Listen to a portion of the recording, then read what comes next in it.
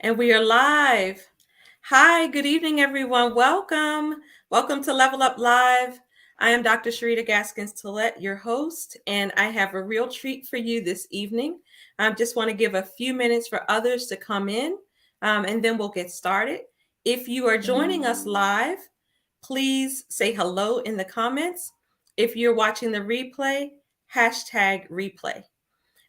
Tonight's guest is a friend and colleague, Dr. Jeannie Lawrence, and she's going to be talking to us about a very important subject, which is mental health and how it affects professional women in particular, but highly functioning people because, depression actually shows up a little differently in this population, and often it can be missed or even misconstrued. So I'm going to introduce Dr. Jeannie, and then we will get into it. So welcome, Dr. Jeannie. Thanks so much for having me, Dr. Sharita. So Dr. Jeannie Lawrence is a board-certified adult psychiatrist and psychotherapist, author, and national speaker. She is the owner of a psychiatry private practice that specializes in women's mental health and is particularly geared toward women physicians and professionals who often suffer from undiagnosed and untreated mental health conditions and die by suicide at rates that are significantly higher than the general population. She also owns a life coaching business, which helps women physicians thrive, even in the midst of their busy and challenging lives. She is passionate about empowering women physicians to enjoy more happiness and success through a foundation of exceptional mental health and well being. So, again, welcome, Dr. Jeannie. Thank you so much for having me. This is a real treat. Oh, and I'm happy for you to be here. So tell us a little bit about your journey. Why psychiatry? Tell us how you came to choose that field in particular. So I always tell this story that when, I decided to go to medical school, I didn't know that psychiatry was a medical specialty. I didn't know that it was an option. It was definitely not on my radar. And when I was a med student or maybe pre-med and taking a tour of our campus with one of the deans of our school of medicine, who happened to be a psychiatrist, I was walking with her and I was like, I didn't know psychiatry was a medical specialty. I didn't know that psychiatrists were medical doctors, and that was, me putting my foot in my mouth. But she didn't take offense, and she, very kindly explained that yes, psychiatry is a medical field that you can go into, and in terms of how I ended up landing on it as my chosen field. When we go through med school, through all the rotations, and we're kind of sampling all of the medical specialties, I liked all of them well enough, but psychiatry was my last or next to last rotation. And when I got to that rotation, it just felt right to me. And I really enjoyed the patients and the science and the pathology, and it just always felt very exciting and like we were making a big difference because people are so different when they maybe enter a psychiatric unit as compared to when they leave one, and so it just felt right for me, and that's what I chose. I always tell the story too of how it wasn't, even though I knew in my heart that was the right place for me, psychiatry is the right field for me. It was something that a lot of people, family, I had an attending, et cetera, who kind of discouraged me from that field. It wasn't very popular, well accepted even then as a field, and much less mental illness, right? But again, I kind of had to follow my heart there, and I'm really glad that I did. Yeah, you make a very important point that, we can't always listen to the naysayers. We have to listen to our inner voice because, it often knows best what we need and what feeds us. So I'm glad you chose psychiatry, and I'm sure your patients and your clients are happy as well. So tell me, how did you end up focusing mostly on professional women? How did you end up with that particular niche? Yeah, great question. So, So 2020 is when, COVID, of course, was starting. Everything was very Yeah. different and chaotic and stressful all around us. And that's when I started blogging about mental health, first of all. And before then, I was working in various positions with a wide variety of patients. I worked for an assertive community treatment team and community mental health, and I thought I would do that kind of work forever. But COVID came around. I felt this very strong push to start writing about mental health, just as a way to contribute and to try to help people and to give some empowerment and hope. Because as we know, when the pandemic began and even now, the rates of anxiety and depression and substance use, as people tried to, grapple with all these changes, really went through the roof. And there wasn't necessarily enough mental health professionals really to go around to meet the need. And so I felt like at least writing what I knew as a psychiatrist and sharing that for free online would be a way that I could contribute. And initially, the only people that read my blog were my family and friends. But as we were all spending more time online and spending more time in communities online, like on Facebook, I started sharing also within some physician communities that I was in.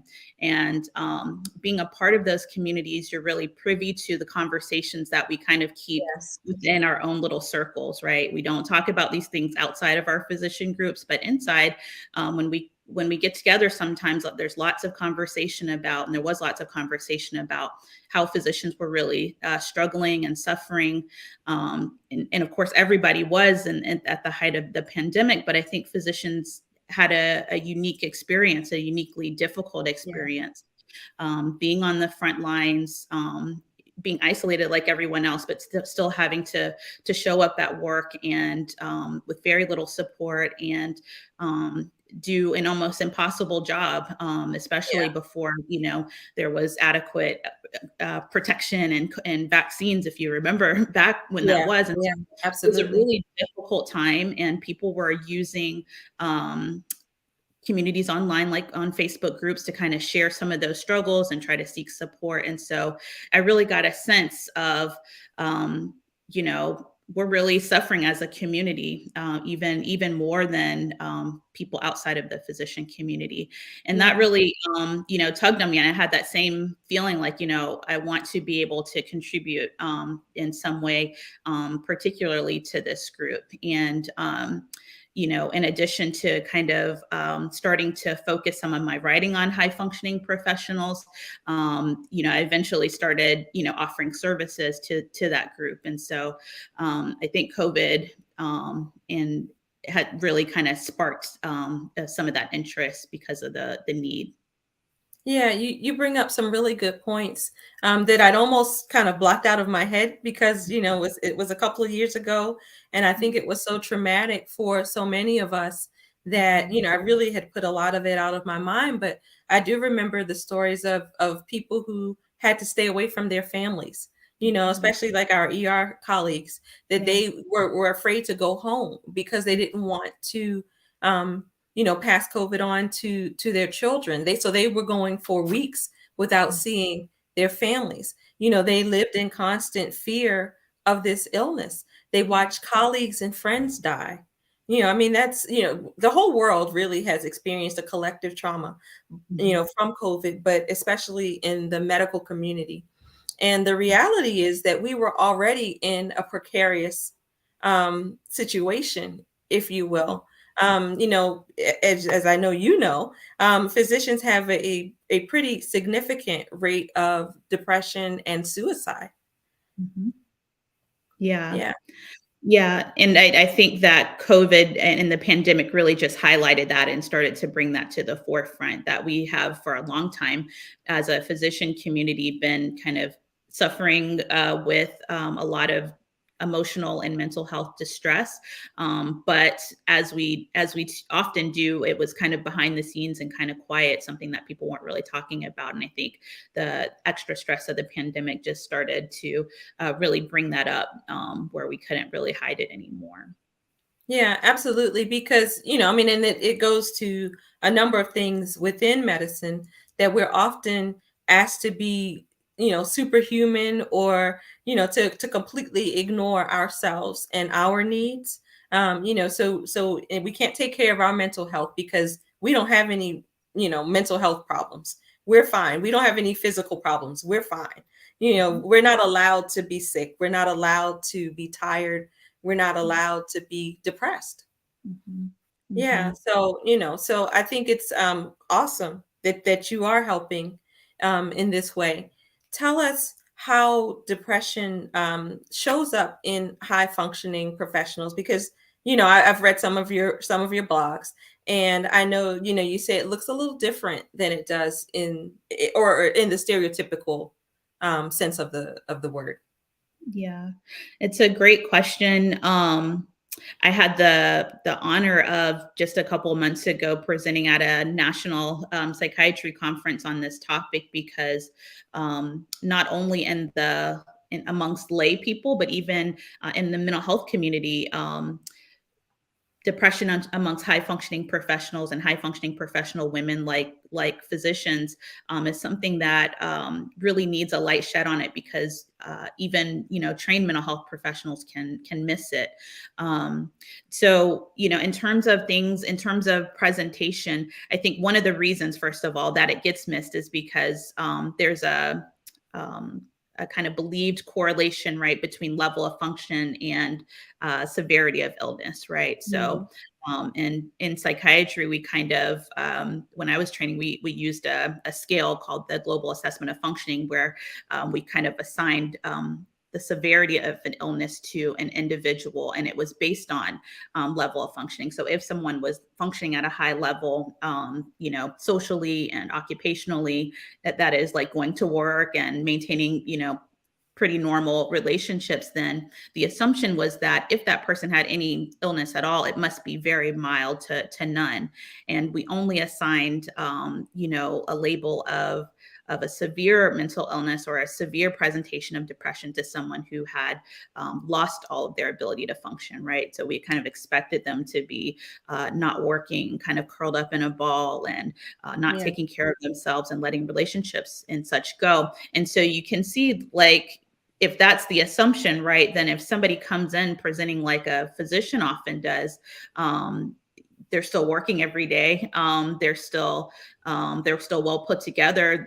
They're still maintaining their relationships. They're still doing what they have to do at home. And if somebody presents like that, it can be easy to miss the level of suffering that they and distress that they may be in. And there's so many examples of that. Like we've heard a lot about Dr. Lorna Breen, who was an emergency room physician who um, died by suicide in the midst of the COVID pandemic, but before then was showing up to work every day. And, no one was really none the wiser. Or for a non-physician example, Chesley Christ, who was former Miss USA and also an Yeah. attorney and very Yeah. high functioning. And according to everyone who knew her, very bubbly and excelling in every area of her life. And who also died tragically by suicide really unexpectedly. And so to get to your question, in terms of presentation, a lot of times we don't see that obvious front facing Yeah. loss of function, right? There's occupationally folks are not really that impaired, but behind the scenes, right, is where if you dig deep enough, where there can start to be a breakdown, right, and maybe their closest relationships. And so a really common thing that I hear is like increased irritability at home, right? I'm snapping at my children, for example. Me and my husband or my spouse aren't getting along like we used to. I kind of don't want to be bothered by the time I get home is kind of a common presenting symptom that again can get missed because it's not a forward facing thing. It's something that Right. only people at home can see. Other things, the lack of energy, wanting to sleep more. Something I see a lot is trying to cope with like food or alcohol. And so there may be changes in weight, or I'm drinking more than usual, or drinking more wine or something like that than usual. And it can really point to, again, a lot of emotional pain that a high functioning person may be trying to cover up and deal with on their own. Other things include, not being able to make decisions as quickly as they used to, or not thinking as clearly. They may make more mistakes, or be prone to make more mistakes at work. Than what would be expected, especially after this depression has risen to a higher and more significant level. Loss of interest, of course, in things that they would normally be enjoying. Difficulty getting pleasure out of like their children, and things that normally would bring them joy is something that I hear a lot. And then of course, we're always, concerned about hopelessness and feeling trapped Yeah. as overwhelmed, and of course, suicidal thoughts. So there's obviously overlap. It still is depression, but I think that the key is that we can't rely so much on that outward presentation, because physicians do a really good job of holding it all together, even when we're Yeah. struggling. Just like you said, we're kind of trained that way, right?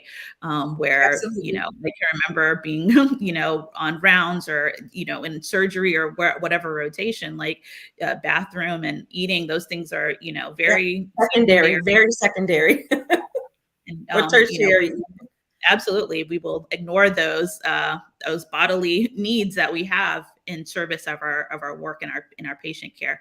And so I think we tend to do that with our mental health too. So. So then that seems like it creates a pretty significant challenge. Mhm. If that's the case, I have two questions, I guess. Do the people recognize that they are dealing with a depression? Because, if you're not a mental health professional yourself, and you have this idea of what mental illness looks like, or what depression looks like, and you say, okay, well, I must not be doing too badly. Yeah, I might, be feeling a little irritable. I might be a little down and not have interest in things, but I still get up and I go to work every day. I take care of my patients. I make sure my kids eat. I comb my hair, take a shower, Mhm. all of those things. It does it even get missed by the person, number one. And number Mhm. two, how do you as mental health professionals tease that out? And how do you reach that population before it gets to the point of, a surprise suicide, if you will, a very what I would consider unexpected, where you see a person who, as you mentioned, is gregarious and bubbly, and seems to have it all, and all of a sudden they're not here anymore. Yeah. So I'll take the first question first. So to answer that question, yes, like you're 100% right. The one of the biggest barriers to treating physicians and high functioning professionals with depression, for example, is that they often don't recognize it in themselves. And I think that's why this conversation, and why education around what it can look like, and that it may not be that DSM checklist, not word for word in that way. It is important to kind of put out there, so people can start to ask questions like, maybe this isn't quite as it should be. Maybe I could be feeling better and doing better. It starts to raise that question of, maybe I should, seek some help. It's part of the reason I wrote that article. It was an article I wrote in 2020, but one that we talked about before. I think it's called the nuances of depression in high functioning Yeah. individuals. And again, I think shedding light on the fact that it can look a little bit different. It's probably something that we've normalized, right? When you're trained to be a physician, but these are some of the signs that to look for. I think education is really key, basically, to answer that question about the nuanced presentation. And then your second question, sorry if I don't remember what that second Well, I question guess was. I was asking if the individual recognizes it, and then how do you as mental health professionals tease it out? Yeah, yeah. So, say for myself, since I kind of have niched down into this population, I when you know how it is when you're a doctor, when you see a lot of patients with Yeah. similar concerns, like our brain kind of Goes there. you It knows. recognize, Yeah. Yeah. yeah, right. You start to recognize, because there are similar things that that people will say, and it may not be like, yes, I've been in a depressed mood for the past 2 weeks, as it is written in the DSM, but it may be, other kind of words that will trigger you to ask more questions, right?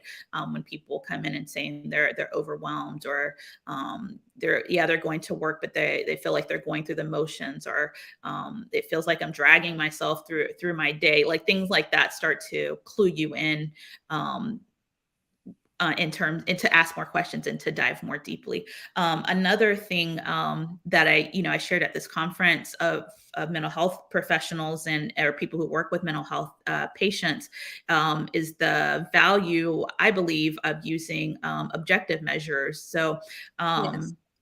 screening tools, basically. And I believe that, this is something that is used sometimes, a lot of times in primary care, and by OBGYNs, because those folks Yeah. are frontline, clinicians who are seeing patients with mental health concerns. And I'm an advocate for even mental health professionals using that as well. And we're kind of trained, like, we get really good, right, at diagnosing, and kind of picking up on this stuff with their clinical acumen. But again, because the presentation isn't as obvious, or not what we would always expect, I think that using screening tools and using them universally, to address, or to pick Mm. up on depression, is a way that we can detect it better, right? And that detection is, of course, the first step towards treatment. So those are So a I have a couple. question. The traditional screening tools will identify this? Yeah. So, I think that when it comes to kind of the typical, like the PHQ-9, right? That's so easy to get a hold of. Anybody can use it. It's short, it's self-administered. And I do find that individuals who take a PHQ-9 and go through it themselves, if they're depressed, it usually comes up. Now, we know that that's a screening tool. It's not a diagnostic Yeah. tool, but the questions are such that people can still relate to them enough that it at least raises a flag, where we start to investigate it a little bit further. So I hope that answers the question. In my Okay. experience, yes, like something as simple as the PHQ-9 can be very effective in, um, you know, at least starting the conversation and detecting. And I find that when people use those, by the way, physicians, a lot of times we have a tendency to try to attribute the way we feel to something that's not mental health, right? Yeah. We may, to something that's more socially acceptable, right? It must be the job, or, maybe I'm burned out, or, maybe it's this relationship with my partner who doesn't get me. And maybe it's normal, basically. And I find that when you give someone who is struggling a bit a PHQ-9, and it comes back, in the moderate to severe range, then that gives a little bit of credibility, and sheds a light on, like, maybe this isn't something that I should be explaining away. Maybe this is something I should seek a little bit of extra support around. So then, if I, as a professional woman, notice that I've been irritable and all of those things, and I, do a PHQ-9, and it says that, then what? I understand in my rational brain that Mhm. I should seek care. However, Mhm. as we talked about, there are any number of barriers to physicians in particular seeking mental health care. Yeah.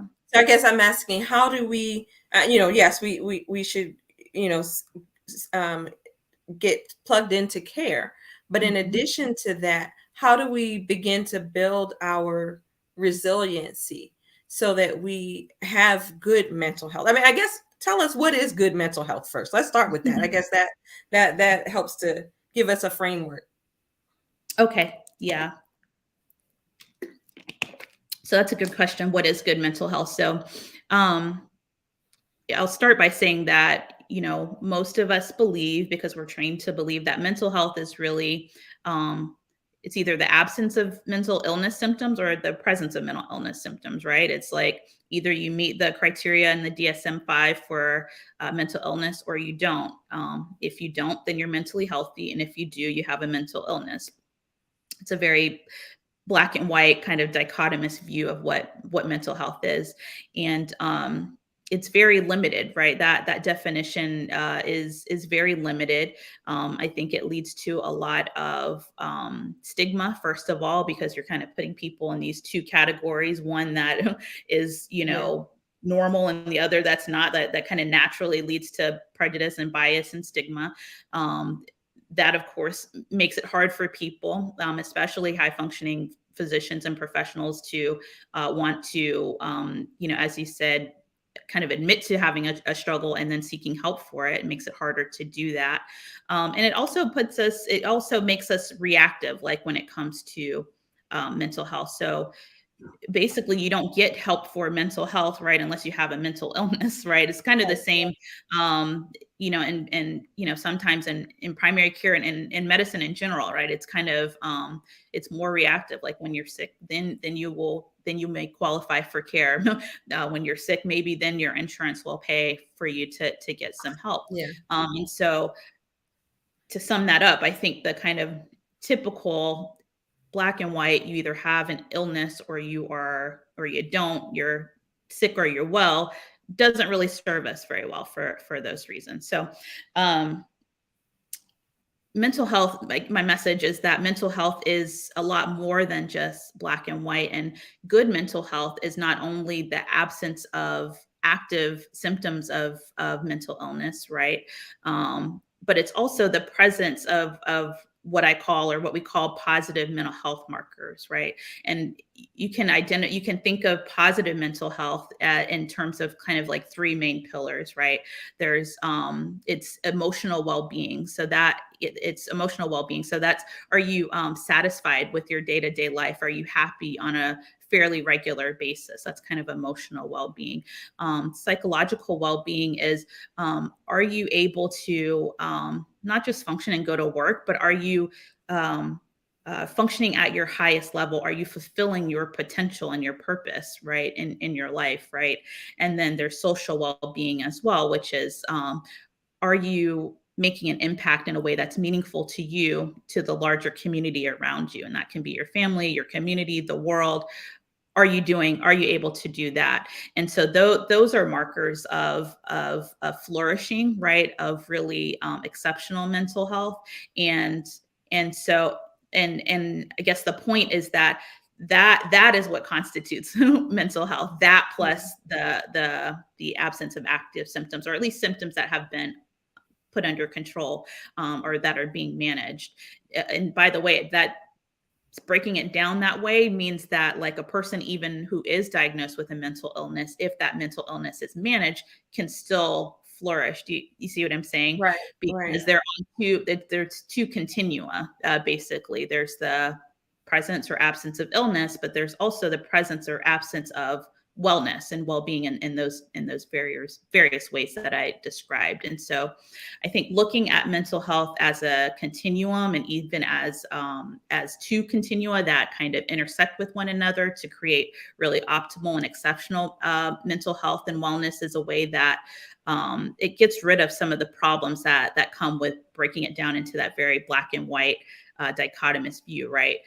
First of all, the conversation around mental health expands to pretty much everybody, right? Because there's this sense, and I've had a lot of conversations with physicians about, what I do. And there's a sense that, mental health doesn't really apply to me. Like, I'm not diagnosed with anything, like, this isn't something that's applicable to me. But when you expand the definition of mental health to include, like I mentioned, emotional and psychological and social well-being in those ways, then you can see that applies to all of us. That's what we all want, whether we have an illness or not. And so it kind of reduces stigma because it applies to all of us, but it also helps us to become more proactive, right? If I want to feel happy and satisfied. I want to fulfill my full potential. I want to have impact and contribute to my world. And I'm guessing that anyone listening here who's a, growth minded, high functioning, level up lady dot wants Yes. those things too. And so, and so we can become intentional about pursuing those things and feel no kind of way about it, other than we're trying to live our best lives, and that's what we're doing. But as a really great after a byproduct of that, we're also improving our health and our well-being, and we're avoiding serious mental illness. And so I hope that answers the question. But Well, yeah. yeah, it does, and it does, and it almost sounds like you're telling us that there are preventive measures that we can take to guard our mental health. Is that Yeah. accurate? Yeah, yeah. And I think to kind of summarize how you do that, like how prevent mental illness is by intentionally fostering positive mental health. Does that make sense? Like, it's Yes. by taking steps to increase your positive mental health factors. Depending on whose research and literature you look at, there's a couple of people that do a lot of work, like in the positive psychology and positive mental health space. Martin Seligman is probably the most popular person. He developed what's called the PERMA model, and kind of breaks down 5 or 6 main domains, right, that are markers of positive mental health, depending on which version of his that you're using. And so that's, PERMA stands for positive emotion, engagement, relationships, meaning, achievement. And then there's a plus that includes like nutrition and lifestyle factors. Mhm. Increasing those things in our lives is something that we all have the capacity to do. Like, we think of mental illness as like a fixed, and mental health really as a kind of fixed thing, like we either have it or we don't. But really what I'm saying is that when we are intentional about fostering positive emotion, so that's, there's lots of ways to do that, but some of my favorite ways are to spend time with people that you love. Spend time in nature, do things that bring you joy, essentially, and foster that positive emotion. And then another way to do that, one of my favorite ways to do that, is through coaching, right? It's where you're learning how to understand your brain, what's going on in there, and intentionally cultivate positive emotion that moves you in a direction that you want to go. Understanding your mind is really key to that. And so that's one way, and one of those pillars that we can intentionally learn and put into use if we want to, one, have a more fulfilling and successful life, but also prevent mental illness. And for those who have a mental illness, by the way, they're not excluded from this conversation. Having more markers of positive mental health, it also reduces kind of the burden of illness and severity of symptoms too. And then, other intentional things that we can do, there's the engagement. So engagement is kind of like what we think of as flow. It's basically getting aware of what your unique strengths are, and Yes. intentionally using those day to day, right? And so that you are really enjoying and losing yourself, at least at some point in your day, in your work. That can feel really amazing, if you've experienced a flow state before. And doing more of what you love and what you're good at is kind of proven to as another way that we can foster and improve our mental health and make it really exceptional. Relationships, of course, positive relationships, learning tools to maintain our close relationships, and even expanding, right, through to other communities of like-minded people. That's why I love what you do here with Level Up Docs. And, we're getting together and you're bringing people together. And that's another really powerful way to form relationships and boost our positive mental health.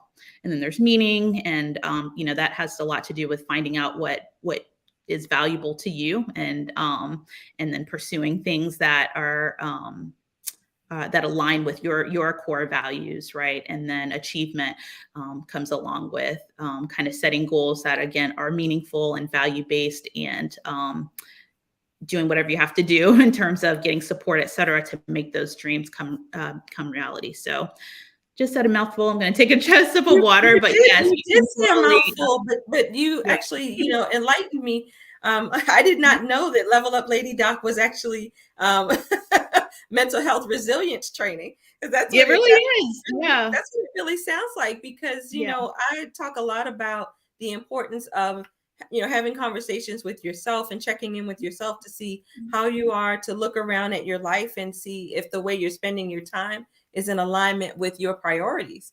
Because I find that if what you're doing every day is not, important to you, it's not, like it's causing you to be separated from the things that really matter to you, then it creates a discord within, Yeah. and that feeds the anxiety and the depression and the hopelessness and all of those things. And that's why it's important to look inside and to try do what you can to understand that you have control, that you Mhm. have the power to change your life. So Mhm. if you're doing things that are not in alignment with your core values, then you change what you're doing. Yeah. Because your core values are not going to change. And Yeah. until you get in alignment with them, you're not going to feel well. Yeah. Yeah. So this is great. I love it.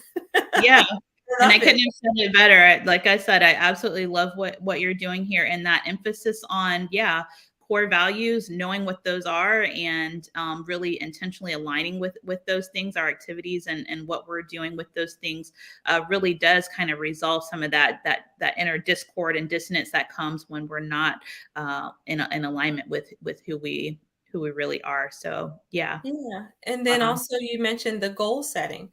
mhm. So that's actually we're doing a retreat in March, a weekend for me. And that's actually a lot of what that's about. It's about being able to look inside and, look at the priorities and see how they're aligning, but it's also about figuring out a path. Because, you may recognize that your goals and I mean that the way you're spending your time is not aligned with your priorities. But how do you get from where you are to where you want to be? Right. I mean, it's not going to just happen because you wish it. You actually have to take some steps to get there. Yeah. So I think it's great. I Yeah. didn't realize that we were helping mental health, but I love it. We are. Yes. Thank you for your contribution. So, medication. Let's talk about that very, very briefly. We talked about some things that people can do that are kind of preventative or protective to their mental health, but there does come a point when medications have a role. Of course. So, tell us how you see that in the lives of highly functioning professional women. Yeah, I agree that medications have a role. The role that it plays in a particular person's life, and in their journey, is going to be case by case, of course. I think the most important thing to say about this is that, um, what I find is that sometimes it can be difficult for women physicians to, I guess, cross into a place where medication or any kind of traditional psychiatric treatment is an option for them. I see a lot of people who forego mental health treatment, even though they kind of know they need it for really long periods of time because of the barriers that we talked about, and many of them are external, but a lot of them are internal too, right? We're fiercely self-reliant, and maybe sometimes overly so, where we kind of believe that we should be able to figure this out on our own. That's probably one of the most common thought errors, I'll say, that I hear when I'm talking to women physicians who are finally, seeking some kind of support. And so, I think, again, the thing about medicine is just giving ourselves permission to kind of use all the tools available to us. I see medicine as one of usually many tools that we have at our disposal, and can be a part of your toolbox if you need to and if you choose to. And you know I heard I did listen to Dr. Toomer's Yeah. Level Up Live interview with you, and I can't say it any better, but and she wasn't talking about mental health, I don't think, but it's kind of with medication for obesity, just like medication for depression. Like, why push a boulder up a hill when you could, Right. use a power, use something with power to help move you along, in other words. And so a lot of times trying to deal with one's mental health, depending on what you're dealing with and severity, can feel like pushing a boulder up a hill, and there's help for that. And you can use that medication, as something to help you as you put other things in place. I am a big proponent of, like I said, a a multifaceted approach, to Sure. mental health treatment. And so, but medication can really be life saving for a lot of people and make it a lot easier for them to implement some of the things that we just talked about, that's going to help sustain positive mental health in the long run. Great. Well, I have enjoyed this conversation so much. Thank you for what you do. Thank you for the contributions that you're making to improve the mental health and really the lives and well-being of professional women. I do like to close with the same question for the most part for most people. And so I will ask you if there is one thing that you can identify that a highly functioning professional woman can do to up level her mental health, what would it be? Yeah, that's a great question. What I really want, women physicians and high functioning, high powered women professionals, to know and to do, is to um, step into a higher vision of who you are and your life. I think along the way, I think when we're children, we start with like this unbridled imagination. We feel like we can do anything. There's nothing stopping us, and we have all these ideas, and the sky is the limit for us. And I think that women physicians, we maintain some of that, when we're like young in our careers, like when we're deciding that we're gonna go to medical school, and we're deciding what field we're going to go into, and we're deciding what residency we're going to go into. We still have this sense of like wonder and I can do itness, right? Otherwise you wouldn't choose such a hard path. You wouldn't choose Yes. to be a doctor. But I think like once you get out of training and out of school, or at some point, right, a lot of times we kind of get sucked into like uh, a mundane life, right? And we start to lose that sense of power and that bigger vision that we used to have for ourselves.